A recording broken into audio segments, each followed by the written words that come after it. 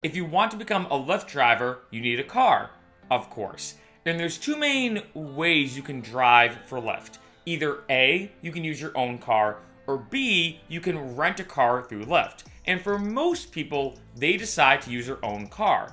However, there are requirements, and I just did a video about the Uber car requirements, so for this video, I'm going to talk about the Lyft car requirements. Here's the Lyft Vehicle Requirements. What's interesting is when it came to Uber, they had like a big list of the general requirements and then the more city or state specific requirements. In case you didn't know, each city and state has actually different rules about your vehicle, and here, all they really say as a general guideline is all vehicles are required to have 4 doors. You're required to have a minimum of 5 seatbelts, including the driver's, with a maximum of 8.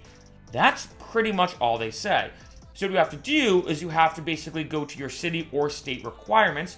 So if I go here, this, as you can see, is all the different areas of becoming a Lyft driver, at least here in the United States.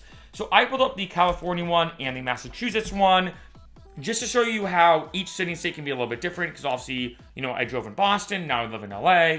So right here, we have all these different things in terms of vehicle requirements, you know, in terms of 4 doors, 5 to 8 seats, including the drivers, down a taxi or stretch limousine, etc., etc. The driver requirements, you need a valid driver's license. You must be 25 years or older to drive. That's a big thing too. Let's say you're 18, you just graduated high school, and you want to drive for Lyft.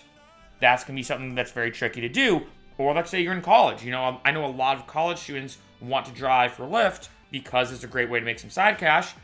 That's something to keep in mind. You need to pass a state-required Massachusetts background check, etc., etc.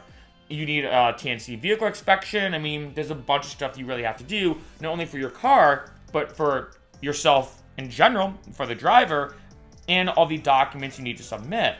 Now, under California, for example, going down here, you need a California license plate. Under Massachusetts, doesn't really say too much about that, right? So it's interesting that from area to area, that's kind of unique. Now I know, this is super confusing and annoying, and for this video, I really want to give you a very specific answer to this question. I mean, hey, that's why you're watching this video, and there's nothing worse than a vague or confusing answer on a YouTube video.